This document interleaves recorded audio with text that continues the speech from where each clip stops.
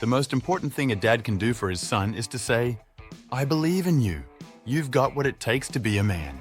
If the son never hears this, or worse, if he hears the opposite, "You don't have what it takes to be a man, and I don't believe in you," it messes with him and leaves a mark for life. If you've been following my blog for a while, you probably already know I speak from my experiences. My father never told me he loved me, believed in me, or that I had what it takes to be a man. This really affected me for a long time. I was always driven, trying to prove myself worthy of his love by caring for my parents.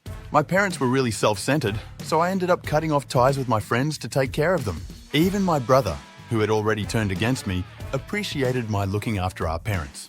At one point, I felt like I was stuck taking care of them until they passed away, and only then could I start living my own life. Everything changed when I heard Jesus say to me, "You're off the hook now. You don't have to take care of your parents anymore." That's when I finally stopped trying to impress my dad and sought something from him that he couldn't give me: love. Even though I no longer had to take care of my parents, the pain of never hearing my father say, "I love you, I believe in you," still lingered. I felt the need to prove myself. By working hard and excelling at my job, I finally received the recognition I craved from my superiors, who became like father figures to me. When the department heads at ISS Facility Service praised my work and showed their belief in me, it felt like quenching my thirst after wandering through a desert. When I first got into mainstream Christianity in 2001, I was told that God, known as Jesus, didn't believe in me because of my sinful nature. It seemed like I couldn't do anything right because of my sinful nature, and the only option was to blindly have faith that Jesus died for me on the cross, came back to life on the third day, and made up for my sins. I was supposed to be free from sin and the wounds of my past, but that never happened. I still struggled with my past scars and felt the need to prove myself, and life wasn't going well. However, I found a way to do this in mainstream Christianity by becoming passionate about spreading the gospel. So, I started going on prayer walks in Tromsø, doing online evangelism, and putting ads in the newspaper for people to reach out with their questions about Christianity. Even though I saw people accepting Christ as their savior, I was still unfulfilled in chasing that desire to hear someone tell me, "I believe in you. You have what it takes." I quickly learned I would never hear this in mainstream Christianity, because such a message was contrary to one of the central doctrines, the sinful nature.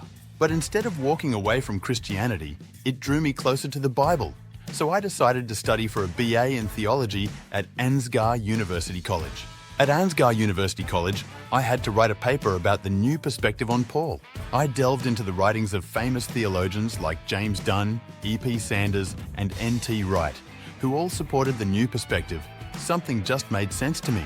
This fresh take on understanding Paul resonated with my understanding of his teachings. Through this new perspective, I saw Paul the Apostle revealing a God in the Bible who had faith in my abilities to rise to the occasion. So, that paper I wrote on the new perspective on Paul the Apostle changed things for me. It got me reading the Bible in a whole new way. Not as if it was written for me, but as if it was written for the original audience. That's when I noticed something significant.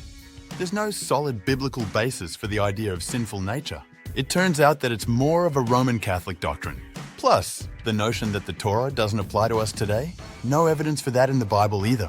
In fact, church history suggests that the early Christians followed the Torah. This God, through the new perspective, was a God who created me in his image and believed in me, trusting that I have what it takes to be a man. This God, whose name is Jehovah, the same God who Jesus taught us about, stood in stark contrast to the Roman Catholic Jesus, who didn't believe in me due to my sin nature.